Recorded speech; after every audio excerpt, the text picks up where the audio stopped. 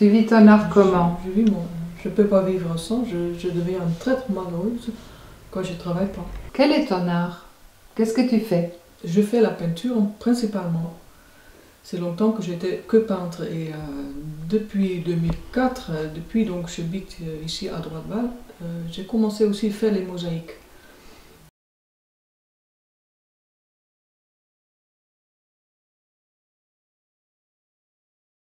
Ça m'intrigue, je ne sais pas pourquoi, des petits morceaux, si c'est bien fait, il faut, pour moi ça respecte aussi, c'est comme une puzzle en fait, il faut que je crée. Et dès que je suis dans une mosaïque, n'importe où, dans le bâtiment, ou je suis dans mon atelier pour faire la peinture, ça y est. L'art représente quoi pour toi? Ça représente une sortie d'émotions. Oui, c'est vraiment ça. C'est pour ça que je pense que je ne peux pas vivre sans. Enfin, c'est un métier que j'ai choisi très jeune déjà, même si ce n'est pas forcément considéré comme un métier. Hein. Les gens pensent tu es peintre, donc c'est quoi ton métier? Mais... Est-ce que tu arrives à passionner les autres pour ton art? Oui. J'aimerais bien travailler avec les adultes surtout, et, parce que là je vois l'interaction. Eux, ils m'apprennent aussi des choses, comment eux, ils vivent des choses que je vis moi, et je vis aussi que ce qu'ils vivent eux-mêmes. Ça, je trouve cette interaction, c'est intéressant. Et à mon avis, tu peux avoir ça plutôt avec des adultes. Et qu'est-ce que ce lieu ici, Droite-Val, t'apporte? La sérénité, la tranquillité et quelque chose de spirituel.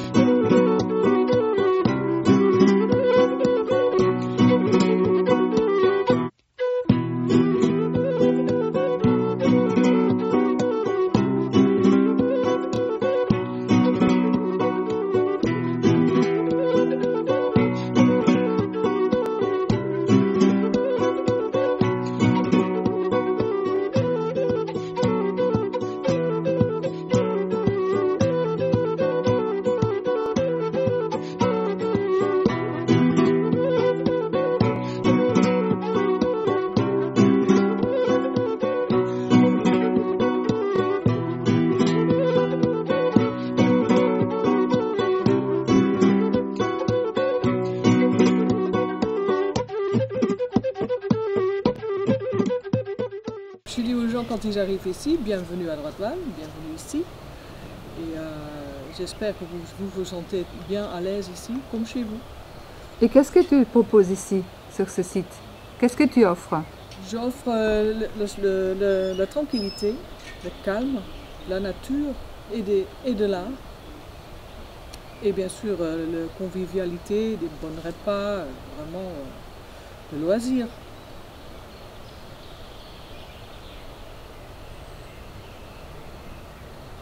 Comment tu vois le lien entre l'offre de services que tu peux proposer et l'art?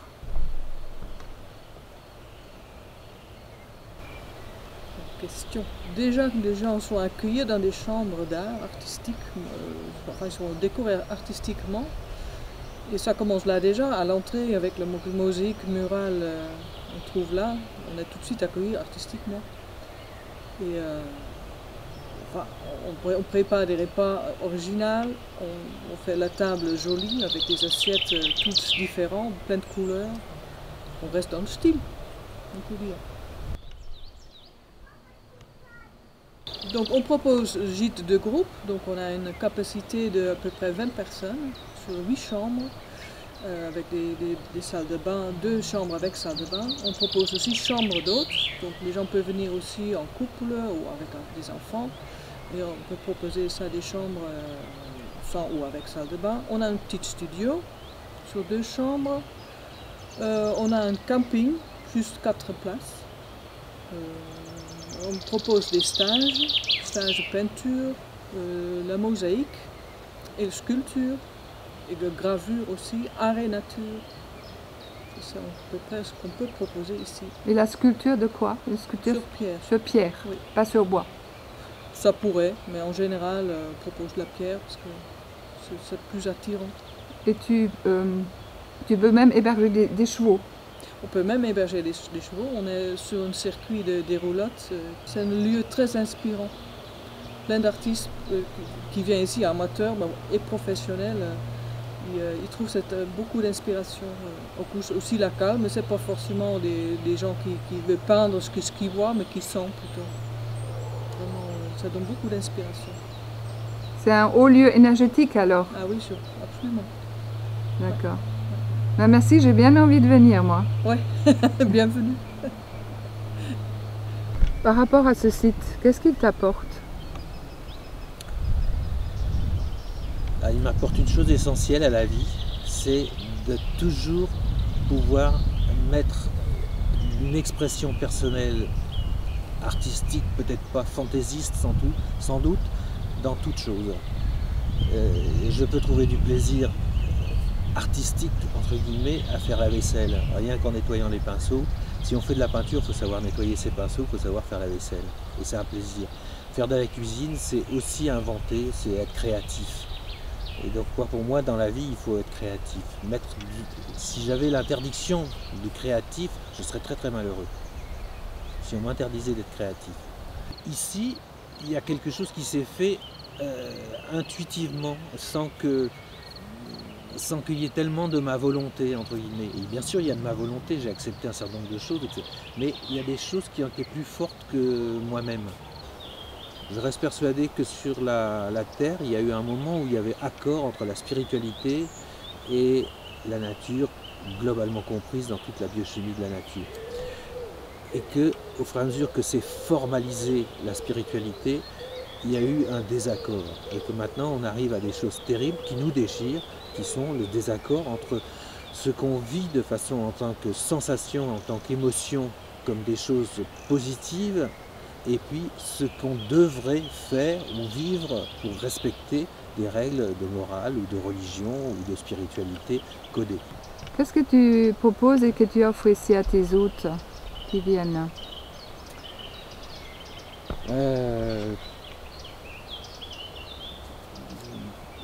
Pratiquement tout ce qu'ils peuvent prendre, tout ce qui peut leur être agréable. Mais il y a une seule chose qu'on ne peut pas faire, c'est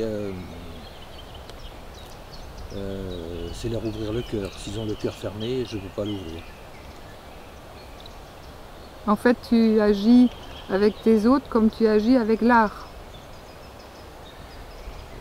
Oui, peut-être bien, oui. C'est possible, oui. L'ouverture, souplesse.